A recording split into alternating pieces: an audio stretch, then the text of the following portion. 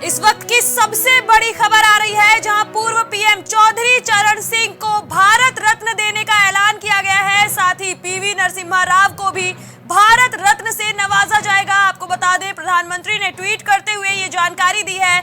जहां 3 भारत रत्न का ऐलान हुआ है, एमएस स्वामीनाथन को भी भारत रत्न दिया जाएगा। इस वक्त की ये सबसे बड़ी खबर है, जहां देश के पूर्व प्रधानमंत्री चौधरी चरण सिंह और पीवी नरसिम्हा राव को भारत रत्न मिलेगा। इसके अलावा हरित क्रांति के जनक कहे जाने वाले एमएस स्वामीनाथन को भी देश के सर्वोच्च सम्मान से नवाजा जाएगा। पीएम नरेंद्र मोदी ने खुद सोशल मीडिया पर जानकारी दी है। पीएम मोदी ने एक्स पर पोस्ट करते हुए साफ लिखा कि ये हमारी सरकार का सौभाग्य है कि देश के पूर्व प्रधानमंत्री चौधरी चरण सिंह को भारत रत्न से सम्मानित किया जा रहा है।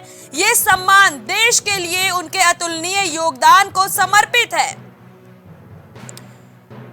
पीएम ने एक्स पर की गई पोस्ट में यह भी लिखा कि वे आपातकाल के विरोध में भी डटकर खड़े रहे। हमारे किसान भाई बहनों के लिए उनका समर्पण भाव और इमरजेंसी के दौरान लोकतंत्र के लिए उनकी प्रतिबद्धता पूरे देश को प्रेरित करने वाली है।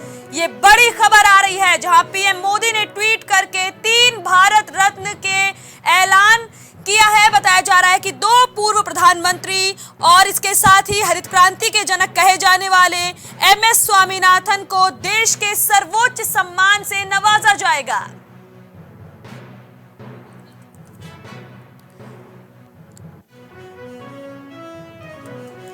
पूर्व पीएम चौधरी चरण सिंह को भारत रत्न से नवाजे जाने का ऐलान किया गया है। वहीं पीवी नरसिम्हा राव को भी भारत रत्न से नवाजा जाएगा। आपको बता दें, मरणोपरांत ये भारत रत्न दिया जा रहा है, जहां 3 भारत रत्न का ऐलान आज पीएम मोदी ने ट्वीट करते हुए जानकारी दी है। इन तीनों भारत रत्नों के नाम की घोषणा की है, जिसमें पूर्व प्रधानमंत्री चौधरी चरण सिंह और पीवी नरसिम्हा राव का नाम शामिल है। खबर से जुड़ी ज्यादा जानकारी लेकर हमारे सहयोगी अजय द्विवेदी हमारे साथ जुड़ रहे हैं। अजय, जिस तरीके से भारत रत्न मिलने की घोषणा की गई है पीएम की ओर से, इस खबर से जुड़ी ज्यादा अपडेट्स क्या निकलकर सामने आ रही है? क्या फिलहाल कुछ बताया गया है कि इन तीनों भारत रत्नों का ऐलान ऐसे अचानक कैसे किया गया? जी किरण, आपको बता दें कि ये ऐलान जो है तुरंत का नहीं है। ये सोची समझी रणनीति के तहत पीएम मोदी ने ट्वीट किया। लेकिन हाँ, ये स्वागत योग्य बात है कि भारत रत्न सम्मान दिया जा रहा है ऐसे लोगों को जिन्होंने रियली देश के लिए कुछ न कुछ किया। वो देश के लगभग उनमें से 2 लोग ऐसे भी रहे जो सर्वोच्च पद पे, प्रधानमंत्री तक के पद पे रहे। वही स्वामीनाथन को भी उनके विशेष योगदान के लिए भारत रत्न दिया जा रहा है। लेकिन हम थोड़ा सा समझना चाहेंगे कि भारत रत्न अचानक कितने लोगों को दिया कैसे जा रहा है। आपको बता दें कि पिछले दिनों लाल कृष्ण आडवाणी का नाम जो सुर्खियों में आया था। लाल कृष्ण आडवाणी एक तरह से भाजपा के जनकों में से एक माने जाएंगे कि जो भाजपा के जो यहाँ तक भाजपा आई उसमें उनका बड़ा योगदान है। दूसरे, जो भाजपा एक तरह से सिमटती रही थी, तब उन्होंने अपनी रथ यात्रा से लेकर से इस मुकाम तक दिया। और आज जो पूरे देश में एक माहौल है राम जन्मभूमि का, तो राम जन्मभूमि प्राण प्रतिष्ठा में अपने अस्वस्थ कारणों से वो नहीं आ पाए थे, तो लेकिन कहीं कहीं लगा कि उनकी उपेक्षा हो रही। लेकिन आज उन्हें भारत रत्न देकर उन्हें सम्मानित किया गया। और एक तरह से ये 2024 के लोकसभा चुनाव के मद्देनजर भी एक बड़ी बात है कि असंतुष्टों को संतुष्ट करने की भी एक कोशिश है। रही दूसरी बात अभी चौधरी चरण सिंह की, तो आपको बताया पिछले दिनों बीजेपी अगर कहीं फेल होती दिखी थी तो वो है किसान आंदोलन में। उन्हें किसानों के आंदोलन के बाद से वापस लेना पड़ा था। और जो पश्चिम का बेल्ट है जो कि किसानों का ही गढ़, और अभी कल आपको बताएं कि कल किसानों ने एक बड़ा आंदोलन किया था, चक्का जाम कर दिया था। गाजियाबाद से लेकर पूरे नोएडा तक का चक्का जाम हो गया था। तो फिर इसके मद्देनजर भी अभी आपको बताएं 2024 के रण में आरएलडी को, जैसे कि सूत्र बता रहे हैं, प्राइम टीवी के सूत्र बता रहे हैं कि वो आरएलडी एनडीए के साथ जा सकती, यानी कि बीजेपी के साथ जा सकती। तो एक किसान आंदोलन की जो बात निकल के आ रही है, दूसरे किसानों को भी एक तरह से मरहम लगाने की कोशिश होगी कि चौधरी चरण सिंह को, वो जो किसानों के लिए सब कुछ दिए, सब कुछ किए। तो हम आपसे ये जानना चाहेंगे कि जिस तरीके से राजनीति में एक सुगबुगाहट मची हुई है, खबरें सूत्रों के हवाले से आ रही हैं कि आरएलडी अब एनडीए गठबंधन में शामिल हो सकती है, तो क्या आरएलडी को ही खुश करने के लिए, आरएलडी समर्थकों को खुश करने के लिए ही ये फैसला लिया गया है? कि आरएलडी समर्थकों को खुश करने के लिए फैसला नहीं लिया गया, लेकिन ये जरूर है कि देश का एक बड़ा तबका जो किसान है, जो पीएम मोदी अपने बजट में भी बात करते हैं कि जो किसानों की बात कहते हैं, मजदूरों की बात करते हैं, और देश का जो अगुवा एक तरह से अन्नदाता है किसान, से किसानों ने पिछले दिनों जो आंदोलन किया था उसको कहीं न कहीं 2024 के लोकसभा चुनाव में अपने तरफ करने के लिए भी एक कवायद है जो, लेकिन ये प्रशंसनीय है कि मोदी जी ने, प्रधानमंत्री मोदी ने एक्स पे अपने ट्वीट करके इनको सम्मान देने की बात कही है भारत में। जी जी अजय, आपसे ये भी जानना चाहेंगे कि जयंत चौधरी की तरफ से एक रिएक्शन आ गया है। उनका कहना है कि भारत सरकार ने दिल जीत लिया है, तो क्या अब इस बाबत मुहर जल्द ही लग सकती है कि आरएलडी सच में सपा का साथ छोड़कर, इंडिया गठबंधन का साथ छोड़कर एनडीए की ओर रुख कर चुकी है, भाजपा का दामन थाम चुकी है? आपको बता दें कि लगभग आरएलडी का जाना लगभग तय माना जा चुका है। बस ये जो प्राइम टीवी के सूत्र बता रहे हैं, जो वो सीटों से गठबंधन से बात हो रही कि 4 सीटें मिलेंगी या 5 सीटें मिलेंगी, और दूसरी जो उनकी एक मेन सीट है मथुरा पे भी उनकी अपनी लड़ाई है, वो मथुरा चाहते हैं।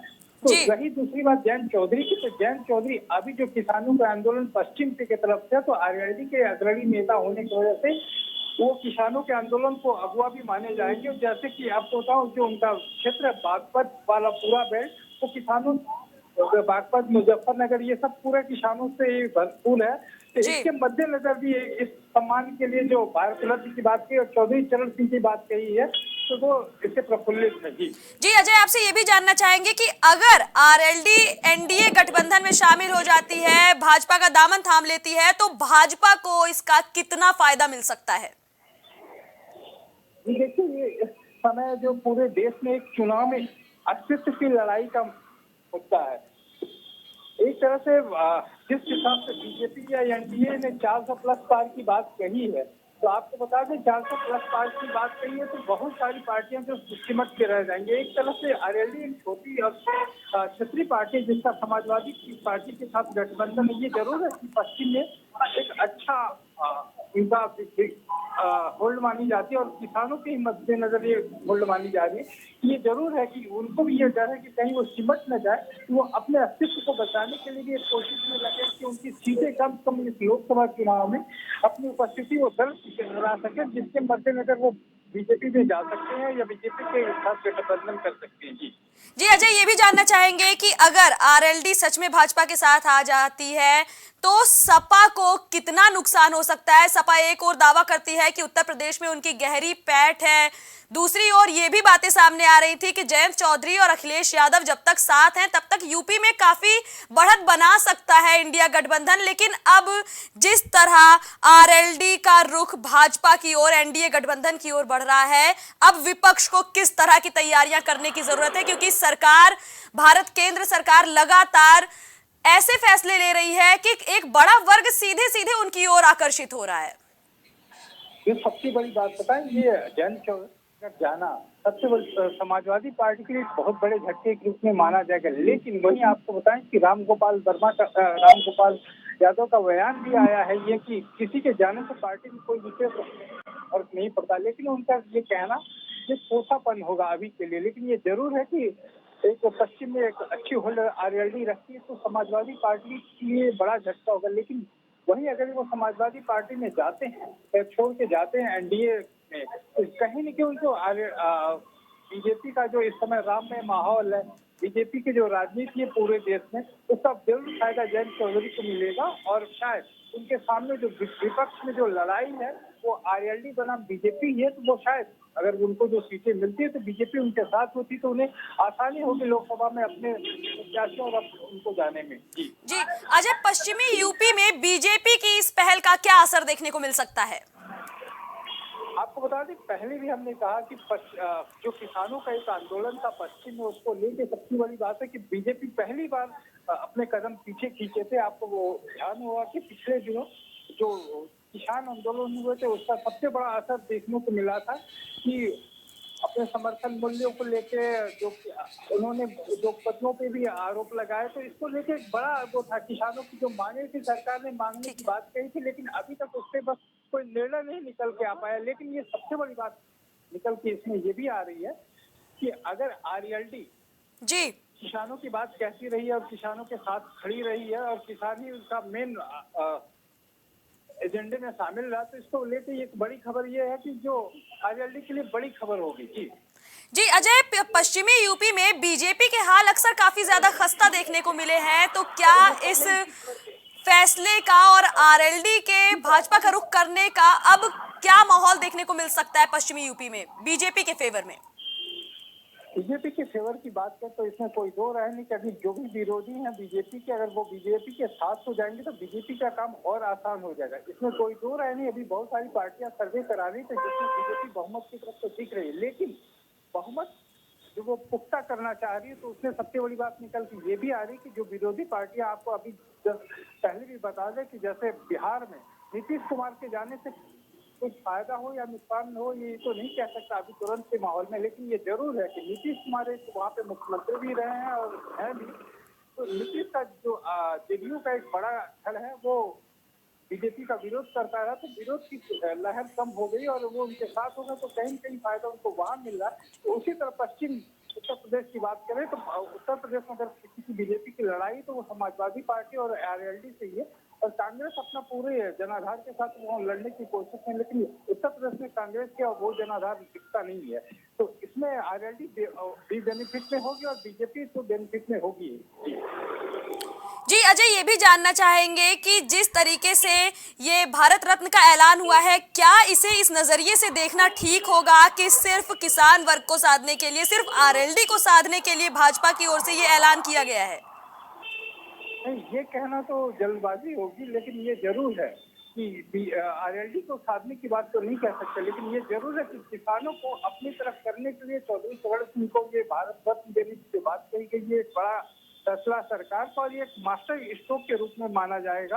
आपको बता दें कि पिछले दिनों जो किसानों और उसके लोग की बात कही गई थी बजट में भी, उसको इन्होंने प्रधानमंत्री मोदी ने अपने एक्ट से और पुष्टि दे दी कि भारत रत्न वो नौजवानों किसानों सबके साथ है, तो उसमें ये भारत रत्न बहुत योगदान देगा जी। जी इसके अलावा अगर बात की जाए रिएक्शंस की, तो किस तरह के रिएक्शंस देखने को मिल रहे हैं इस भारत रत्न ऐलान के बाद? क्योंकि किसी को उम्मीद नहीं थी कि इस तरह से केंद्र सरकार इतनी जल्दी फिर से एक बार भारत रत्न के नामों का ऐलान करेगी। फिलहाल इस खबर के सामने आने के बाद से किस तरह के रिएक्शंस देखने को मिल रहे हैं? अचानक बीजेपी मास्टर स्ट्रोक के रूप में जाना जाएगा और ये 2024 के चुनाव के मद्देनजर ये बड़ी घोषणा प्रधानमंत्री नरेंद्र मोदी की है।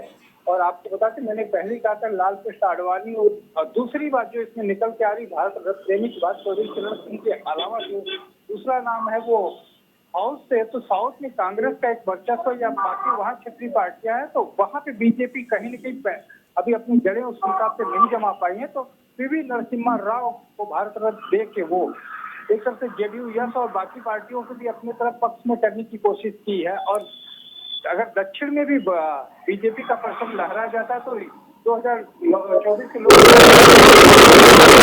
कोई नहीं रोक सकता जी। जी यूपी की राजनीति के नजरिए से अगर बात की जाए तो ये भारत रत्न का ऐलान और जयंत चौधरी का जो रिप्लाई आया कि दिल जीत लिया, इसका यूपी की राजनीति पर क्या असर देखने को मिल सकता है? लोकसभा चुनाव की तारीखों का ऐलान कभी भी हो सकता है। कोई दो राय नहीं कि भारत रत्न सम्मान एक गौरव का सम्मान है और किसानों के अगुआ नेता के रूप में मानी जाती रही है, तो भारत चौधरी चरण सिंह को सम्मान से नवाजे जाने से आरएलडी बहुत प्रसन्न है। और आरएलडी जाती तो आरएलडी को भी जहाँ फायदा होगा वही उसका दुगना फायदा बीजेपी को भी मद्देनजर होगा। और ये कोशिश रहा है कि जो उनके पीछे 300 प्लस की है वो 400 में तब्दील होने में कोई नहीं रोक सकता। जी अजय, ये भी जानना चाहेंगे कि क्या फिलहाल विपक्ष के किसी नेता की तरफ से अभी तक कोई रिएक्शन सामने आया है? अभी तक तो कौतूहल का माहौल है, लोगों को ये प्रधानमंत्री नरेंद्र मोदी के मास्टर स्ट्रोक विरोध नहीं किया, कारण कि भारत रत्न एक ऐसा सम्मान है जिसको विरोध नहीं कर सकता। हाँ, ये जरूर है कि अभी ये जल्दी है, हो सकता है कुछ देर बाद आए। इसके अलावा हम आपसे आपसे ये भी जानना चाहेंगे कि अगर विपक्ष की ओर से कोई भी नकारात्मक कमेंट आता है, किसी भी तरह का कोई ऐसा रिप्लाई आता है, कोई ऐसा रिएक्शन आता है जो भारत रत्न मिलने की खुशी तो जाहिर करे, लेकिन दूसरी ओर बीजेपी पर सवाल खड़े करे कि शायद जनता को साधने या फिर आरएलडी को और दूसरी पार्टीज को साधने के लिए ये कदम उठाया गया है, तो क्या इस रिएक्शन का नुकसान भी विपक्ष को उठाना पड़ सकता है? आपको बता दें कि हमने पहले कहा कि एक मास्टर स्ट्रोक पर भारत रत्न जिसका विरोध कोई नहीं करेगा। वही दूसरी बात कि करोड़ों करोड़ को जो दिया गया उनके कार्यों को लेके दिया गया, इसके मद्देनजर एक बड़ी बात होगी तो विरोध करने का तो आवश्यक नहीं। कहा यह जरूर है कि ये भारत रत्न सम्मान को ऐसे समय से दिया जाता है, इसलिए राजनीति को उससे देखा जाएगा। बहुत सारी पार्टियां अपना विरोध करेंगी, बहुत सारी पार्टियां अपनी क्रियाएं देंगी, इसको लेकर बड़ी खबर हो सकती है। जी, इस खबर पर हमारे साथ जुड़ने के लिए और ये जानकारी हमारे दर्शकों तक पहुंचाने के लिए आपका धन्यवाद अजय। अभी आपने सुना कि किस तरह से जयंत चौधरी का रिएक्शन सामने आया है। उनका कहना है कि इस ऐलान ने उनका दिल जीत लिया है और कहीं ना कहीं जयंत चौधरी के इस रिएक्शन से अब ये उम्मीदें और भी ज्यादा बढ़ गई हैं कि कभी भी आरएलडी के एनडीए में शामिल होने की आधिकारिक घोषणा भी हो सकती है।